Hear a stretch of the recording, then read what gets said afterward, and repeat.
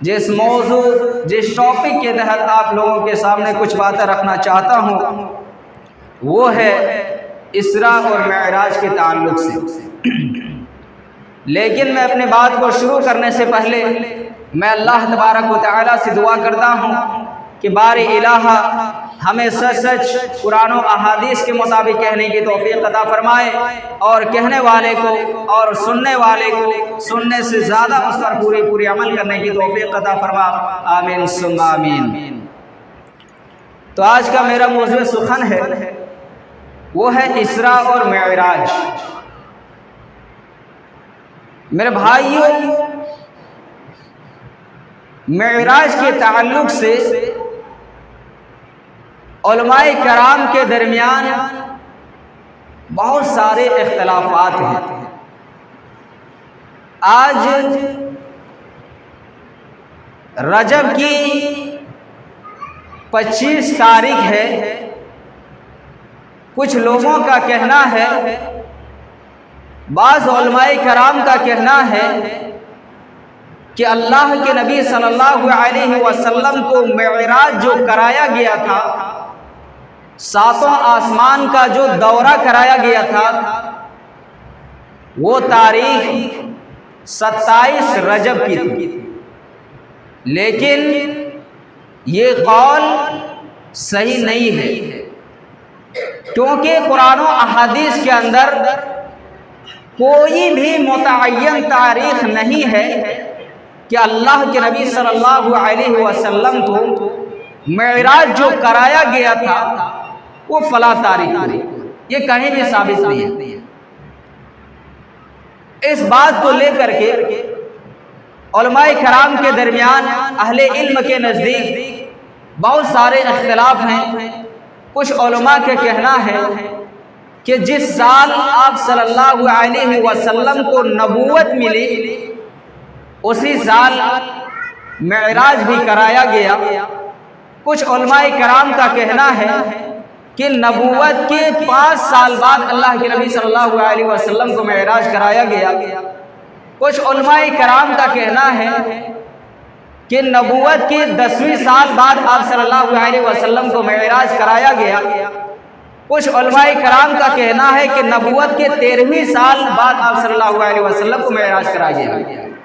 بہرحال اس میں بہت سارے اختلافات ہیں، لیکن ہمیں یہ جاننی چاہیے کہ معراج سے پہلے 5 وقت کی ہم اور آپ جو نماز پڑھتے ہیں، یہ نماز معراج کے موقع پر فرض ہوئی ہے۔ اور حضرت خدیجہ رضی اللہ عنہا جب آپ صلی اللہ علیہ وسلم کی زندگی میں تھے، جب حضرت خدیجہ رضی اللہ عنہا جب آپ صلی اللہ علیہ وسلم کی زوجیت میں تھی، اس کے بعد معراج کا معاملہ پیش آیا ہے۔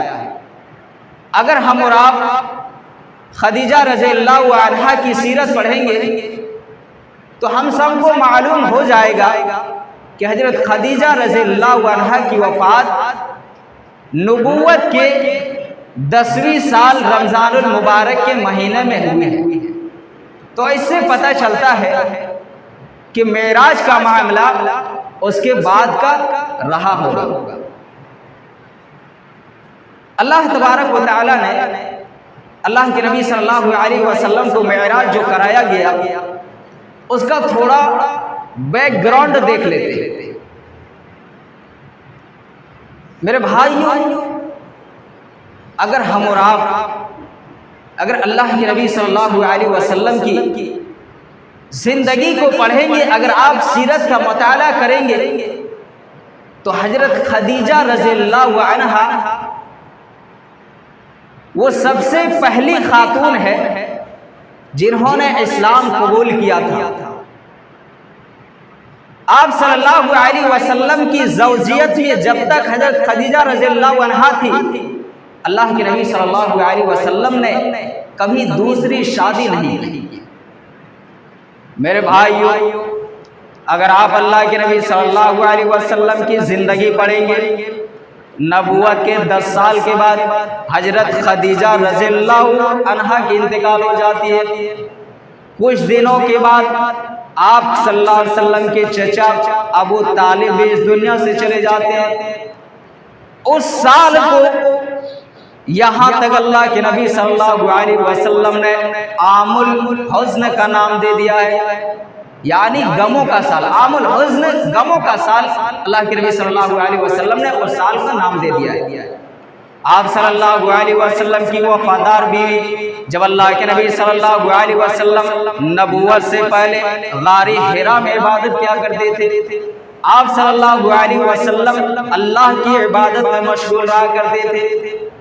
ایک دن حضرت جبرائیل علیہ السلام آپ کے پاس آتے ہیں اور کہنے لگے، اے اللہ کے نبی صلی اللہ علیہ وسلم اقرا پڑھ۔ بخاری کے الفاظ ہے ما انا بقاری، میں پڑھا لکھا نہیں ہوں، میں پڑھنا نہیں جانتا۔ حضرت جبرائیل علیہ السلام نے آپ کو سینے سے لگا کر دبایا، پھر کہا پڑھ۔ آپ نے پھر فرمایا میں پڑھنا نہیں جانتا۔ حضرت جبرائیل علیہ السلام نے آپ کو سینے سے زور سے دبایا، پھر فرمایا پڑھیے۔ آپ نے فرمایا میں پڑھنا نہیں جانتا۔ حضرت جبرائیل علیہ السلام 3 مرتبہ آپ سے یہ کہتے ہیں۔ حضرت جبرائیل علیہ السلام فرماتے ہیں اقرا بسم ربک الذی خلق، پڑھ اس رب کے نام سے جس نے انسانوں کو پیدا کیا ہے۔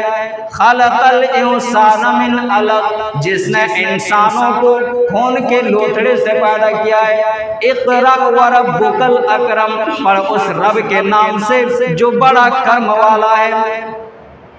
یہ آیت کریمہ سب سے پہلے غار حرا میں سب سے پہلے وحی یہی ہے، اقرا بسم ربک الذی خلق، خلق الانسان من علق، اقرا وربک الاکرم الذی علم بالقلم، علم الانسان ما لم یعلم۔ یہ 5 آیتیں سب سے پہلے وحی ہے۔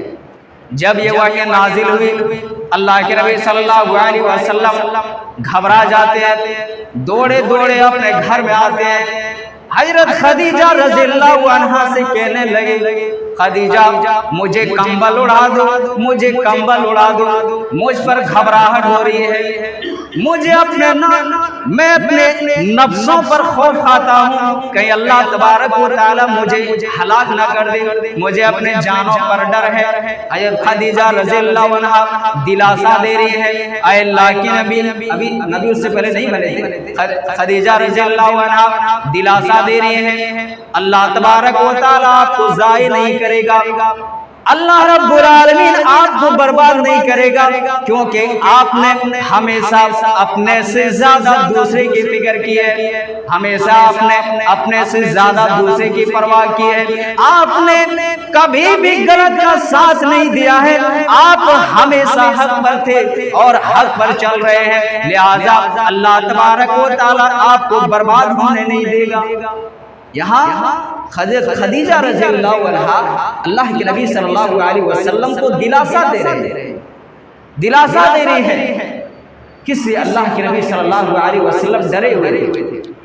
لیکن جب حضرت خدیجہ رضی اللہ عنہا اس دنیا سے چلی جاتی ہیں، کچھ دنوں کے بعد آپ کے چچا ابو طالب بھی انتقال ہو جاتے ہیں۔ اللہ کے نبی صلی اللہ علیہ وسلم پر اس سال غموں کے پہاڑ ٹوٹ جاتے ہیں۔ میرے بھائیو، اسی موقع پر کچھ مہینوں کے بعد یا کچھ سالوں کے بعد اللہ تبارک و تعالی نے معراج کے لیے بلا لیا، کس لیے؟ تاکہ اللہ کے نبی صلی اللہ علیہ وسلم کو بھی تھوڑا سکون ملے کہ اگر ہم انہیں معراج کا دورہ کرائیں۔ اللہ تبارک و تعالیٰ کا فرمان ہے سبحان الذی اسری بعبدہ لیلا من المسجد الحرام الی المسجد الاقصی، بابرکت ہے وہ ذات جس نے لے گیا اپنے بندوں کو مسجد حرام سے مسجد اقصی تک۔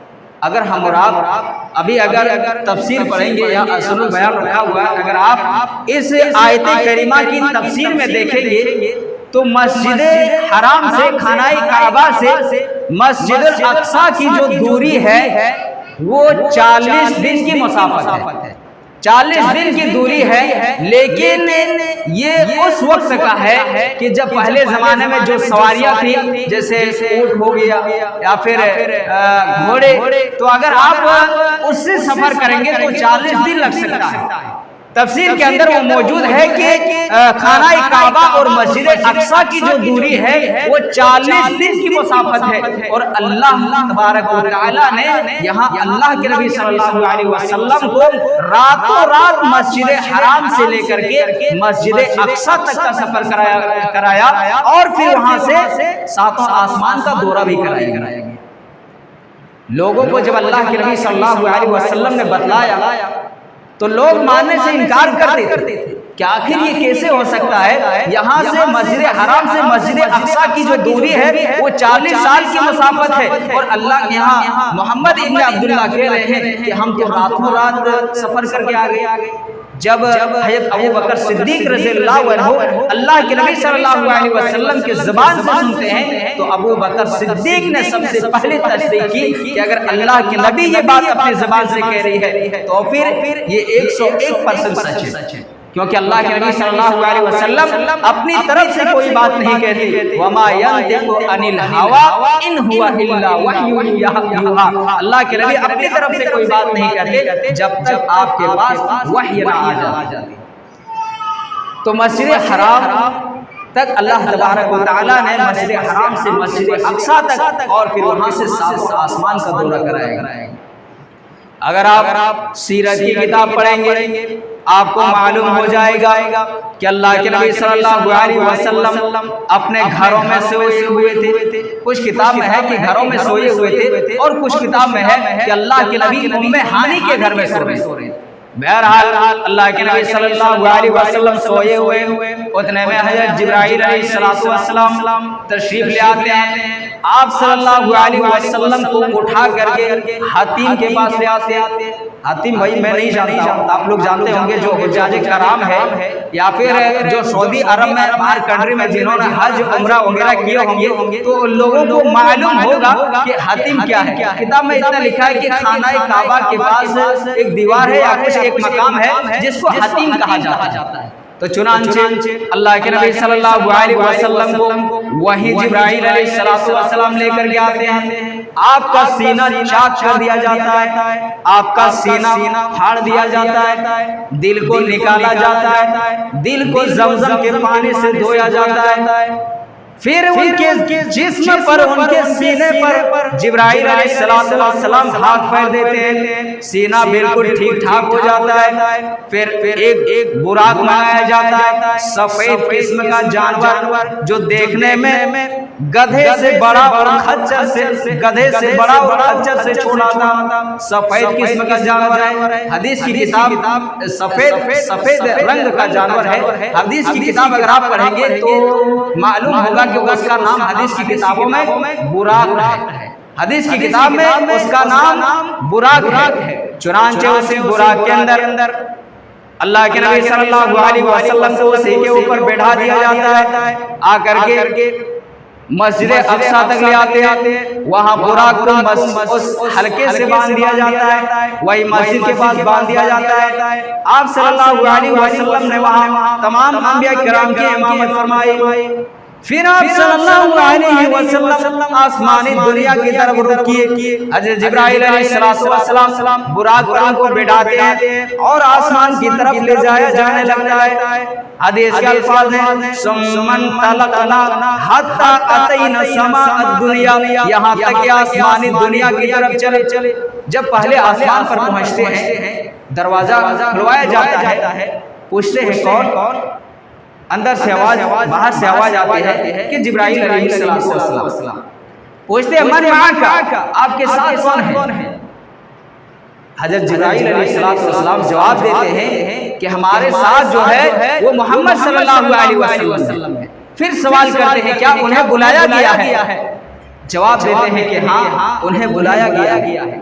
چنانچہ اللہ کے نبی صلی اللہ علیہ وسلم اندر آتے ہیں، سلام کلام ہوتی ہے، حضرت آدم علیہ السلام سے وہ ملاقات ہو جاتی ہے، آپ صلی اللہ علیہ وسلم کو وہاں آدم کے دائیں جانب، آدم علیہ السلام کے دائیں جانب کچھ نیک لوگوں کی روحیں دکھلائی گئی اور بائیں جانب کچھ گناہگار قسم کی روحیں دکھلائی گئی۔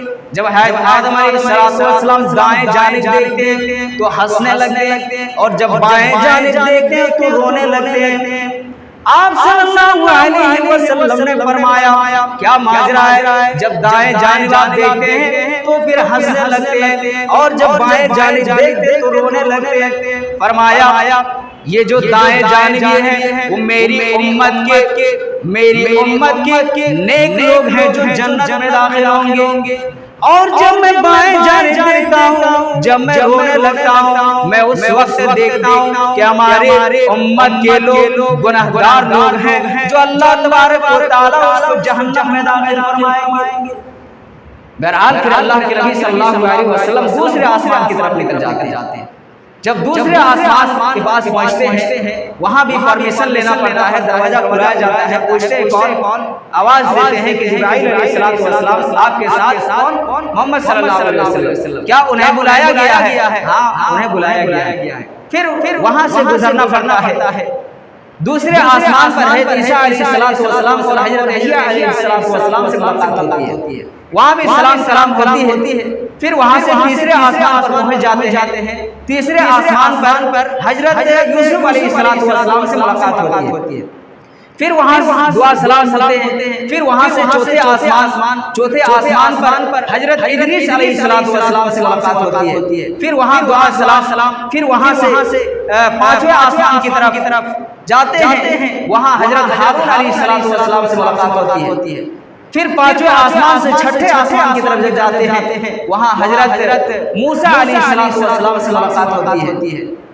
پھر وہااں سلام کرتے ہیں۔ پھر وہاں سے ساتویں آسمان پر پہنچتے ہیں جہاں حضرت ابراہیم علیہ السلام سے ملاقات ہوتی ہے۔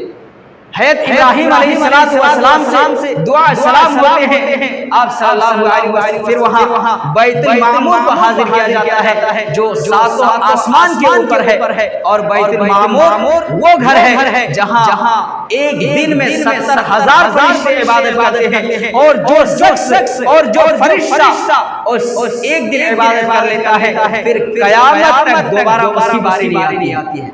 چنانچہ بیت المعمور کو حاضر کیا جاتا ہے۔ پھر وہاں سے سدرۃ المنتہا تک، سدرہ کہتے ہیں ایک بیری کا درخت ہے، بیر کا درخت جس کے پھل بہت بڑے اور پتے بھی بہت بڑے ہیں۔ اس سے آگے حضرت جبرائیل علیہ السلام کو بھی اس سے آگے جانے کی اجازت نہیں۔ سدرہ ایک بیری کا درخت ہے اور انتہا مطلب لاسٹ ایریا، اس سے آگے کچھ نہیں، اس سے آگے اللہ تبارک و تعالیٰ کا عرصہ ہے۔ چنانچہ اللہ کے نبی صلی اللہ علیہ وسلم وہاں تک جاتے ہیں، اللہ تبارک و تعالیٰ سے بات چیت ہوتی ہے، اور پھر واپس آنے لگتے ہیں۔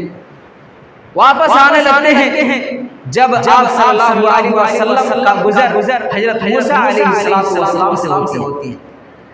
موسیٰ علیہ السلام اللہ کے نبی صلی اللہ علیہ وسلم سے پوچھتے ہیں کہ اللہ تبارک و تعالیٰ نے آپ کو معراج کرایا، ساتوں آسمان کا دورہ کرایا، کچھ تحفے تحائف دیے کہ نہیں؟ کہا ہاں، اللہ تبارک و تعالیٰ نے میری امت پر 50 وقت کی نماز فرض کر دی۔ میری امت پر 50 وقت کی نماز کو اللہ تبارک و تعالیٰ نے فرض کر دیا ہے۔ کیا موسیٰ علیہ السلام نے کہا 50 وقت؟ کہا ہاں 50 وقت۔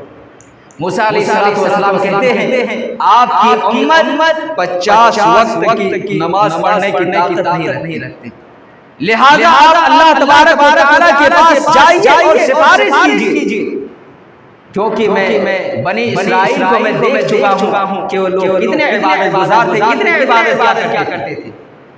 اللہ کے نبی صلی اللہ علیہ وسلم اللہ تبارک و تعالیٰ کے پاس جاتے ہیں اور سفارش کراتے ہیں۔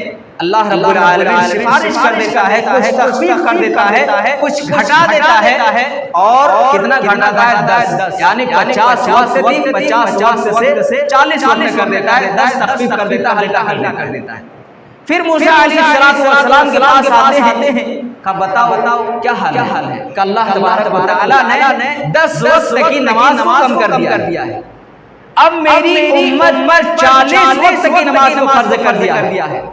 موسیٰ علیہ السلام کہتے ہیں پھر سے دوبارہ جاؤ، پھر سے دوبارہ جاؤ، آپ کی امت 40 وقت کی بھی نماز نہیں پڑھ پائیں گے۔ اچھا پھر سے اللہ کے نبی دوبارہ اللہ تبارک و تعالیٰ کے پاس جاتے ہیں، پھر سے کم کراتے ہیں، یہاں تک کہ آتے گئے کم کرتے گئے، آتے گئے جاتے گئے، اور اللہ تبارک و تعالیٰ کم کرتا چلا گیا، یہاں تک کہ 5 وقت کی نماز رہ گئی، 5 وقت کی نماز رہ گئی۔ اللہ کے نبی صلی اللہ علیہ وسلم فرماتے ہیں اے موسیٰ علیہ السلام اب پھر مجھے اللہ رب العالمین کے پاس مت بھیجیے، مجھے بار بار اللہ تبارک و تعالیٰ کے یہاں جانے میں شرم محسوس ہوتی ہے، اس لیے اب میں نہیں جاؤں گا، اور مجھے امید ہے کہ میری امت کے لوگ یہ 5 وقت کی نماز کو ضرور پڑھ لیں گے۔ چنانچہ اللہ کے نبی صلی اللہ علیہ وسلم اللہ تبارک و تعالیٰ کے پاس 5 وقت کی نماز کو لے کر آ جاتے ہیں۔ میرے بھائیو، لیکن ان معراج کے دورے میں اللہ کے نبی صلی اللہ علیہ وسلم کو جنت و جہنم بھی دکھلائی، جنت و جہنم کا بھی مشاہدہ کرایا گیا۔ اللہ کے نبی صلی اللہ علیہ وسلم نے جہنم کے اندر دیکھا کہ کچھ ایسے لوگ ہیں جن کے سروں کو فرشتے کچلے جا رہے ہیں، جن کے سروں کو فرشتے کچلے جا رہے ہیں، اور بڑے بڑے پتھر ان کے سروں پر بڑے بڑے پتھروں سے مارا جا رہا ہے، اور جب فرشتے ان پتھروں کو لانے کے لیے جب جاتے ہیں دیکھتے ہیں کہ ان کا سر ٹھیک ہو جاتا ہے۔ ابھی پتھر مارے سر چور ہو گیا، جب پتھر لانے تک جا رہے ہیں تب تک ان کا ٹھیک ہو جا رہا ہے۔ اللہ کے نبی صلی اللہ علیہ وسلم جبرائیل علیہ السلام سے پوچھتے ہیں من ہؤلاء یا جبرائیل، اے جبرائیل یہ کون لوگ ہیں جن کے سروں کو پتھروں سے کچلا جا رہا ہے، جن کے سروں کو پتھروں سے پھوڑا جا رہا ہے، اور برابر ان کو عذاب دیا جا رہا ہے؟ یہ کون لوگ ہیں؟ کس گناہ کے عوض میں ان پر عذاب دیا جا رہا ہے؟ جبرائیل علیہ السلام فرماتے ہیں، جواب دیتے ہیں یہ وہ لوگ ہیں جو نماز میں سستی کیا کرتے تھے، یہ وہ لوگ ہیں جو نماز ٹائم سے ہی پڑھا کرتے تھے، یہ وہ لوگ ہیں جو نماز کا نام سن کر کے ان کے سر بھاری ہو جایا کرتے تھے، یہ وہ لوگ ہیں جو اللہ تبارک و تعالیٰ کی بارگاہ میں اپنے سر کو نہیں جھکاتے تھے، اس وجہ سے ان کے سروں کو کوٹا جا رہا ہے۔ اب میرے بھائیو، جب اللہ تبارک و تعالیٰ نے 50 وقت کی نماز کو فرض کیا تھا، اور جب 50 وقت سے تخفیف کرتے اللہ کے نبی صلی اللہ علیہ وسلم اللہ تبارک و تعالیٰ کی بارگاہ میں بار جاتے رہے، اور سفارش کراتے جب 5 وقت کی نماز باقی رہ گئی، اور جب ہم انسان جب 5 وقت کی نماز جماعت بندی کے ساتھ نہیں پڑھ سکتے ہیں، تو اللہ تبارک و تعالیٰ کے یہاں فرشتے ہمارے سروں کو ٹوٹیں گے تو کیا کریں گے؟ ہمارے سروں کو پھوڑیں گے نہیں تو کیا کریں گے؟ جب ہم اور آپ 5 وقت کی نماز نہیں پڑھ پائیں گے۔ یہ نماز کی اہمیت کتنی ہے کہ جب اللہ تبارک و تعالیٰ اللہ کے نبی صلی اللہ علیہ وسلم کو کسی کام کا حکم دیا کرتے تھے تو حضرت جبرائیل علیہ السلام کے ذریعہ وحی کے ذریعہ آپ صلی اللہ علیہ وسلم کے پاس خبر بھیج دیا کرتے تھے، لیکن جب نماز کی باری آتی ہے تو اللہ تبارک و تعالیٰ نے اللہ کے نبی کو خود اپنے پاس بلاتے ہیں اور وہاں سے نماز کا فتویٰ دیتے ہیں۔ میرے بھائیو، اور یہی چلتے اللہ کے نبی صلی اللہ علیہ وسلم کو کچھ ایسے لوگوں کو دکھلایا جو لوگ کے ہاتھوں میں انگلیوں میں جن کے انگلیوں میں ناخن جو تھے وہ تانبے لگے ہوئے تھے، لوہے کے ناخن تھے، اور لوہے سے اپنے جسم کو نوچ رہے ہیں، اپنے جسم کو کھروچ رہے ہیں۔ اللہ کے نبی جبرائیل علیہ السلام سے پوچھتے ہیں اے جبرائیل یہ کون لوگ ہیں؟ یہ کون لوگ ہیں جو لوہے کے تانبے سے لوہے کے ناخن سے اپنے جسم کو نوچ رہے ہیں، تانبے کے ناخن سے اپنے جسم کو نوچ رہے ہیں؟ یہ کون لوگ ہیں؟ جبرائیل علیہ السلام جواب دیتے ہیں یہ وہ لوگ ہیں جو اپنے مردہ بھائی کا گوشت کھایا کرتے تھے۔ اب بتاؤ بھائی، مردہ بھائی کا گوشت کھاتے ہیں؟ जिब्राइल अलैहिस्सलाम मार के बता दिए कि ये वो लोग हैं जो गीबत और चोरी क्या करते थे। इनका अंजाम जान खतरनाक है। अल्लाह तबारक व तआला कुरान मजीद के अंदर इरशाद आता है वाला यग़तब बअदुकुम बअज़ा, तुम एक दूसरे की गीबत और चोरी ना किया करो। अयुहिब्बु अहदुकुम अन याकुला अखीहि मैतन, क्या तुम्हें पसंद है, क्या तुम गवारा करोगे तुम अपने मुर्दा भाई का गोश्त खाना, फकरिहमुहु, यकीनन तुम उसे नापसंद करोगे। तो गोया कि ये जो लोग अपने जिस्म को नोच रहे हैं ये वो लोग थे जो दुनिया के अंदर मुर्दा भाई का गोश्त खाया करते थे। बहरहाल मेरे भाइयों, अल्लाह के नबी सल्लल्लाहु अलैहि वसल्लम को जहन्नम का दौरा कराया गया, जन्नत का भी दौरा कराया गया और जहन्नम के अंदर बहुत सारे किस्म के गुनाह की वजह से उन्हें अज़ाब में मुब्तला थे और उनको अज़ाब दिया जा रहा है और क़यामत में अज़ाब देता रहेगा। और अगर वो ईमान अगर उनकी वफ़ात ईमान की हालत में होगी तो फिर उन्हें एक दिन जहन्नम से निकाल लिए जाएंगे। और अगर वफ़ात कुफ्र की हालत में हुई तो फिर उन्हें जहन्नम से निजात की कोई छुटकारा नहीं है। मेरे भाइयों, ये मुख्तसर मेराज का थोड़ा क्या है तफसीर के लिए जुम्मा में टाइम नहीं मिलता, वैसे बताए फिर भी टाइम कायम हो चुका है। बहरहाल में अल्लाह तबारक व तआला से दुआ है कि हम तमाम मुसलमानों को अल्लाह और उसके रसूल सल्लल्लाहु अलैहि वसल्लम के नक्शे कदम पर चलने की तौफीक अता फरमाए। हम तमाम मुसलमानों को पंज वक्त के सच्चे नमाज का पाबंद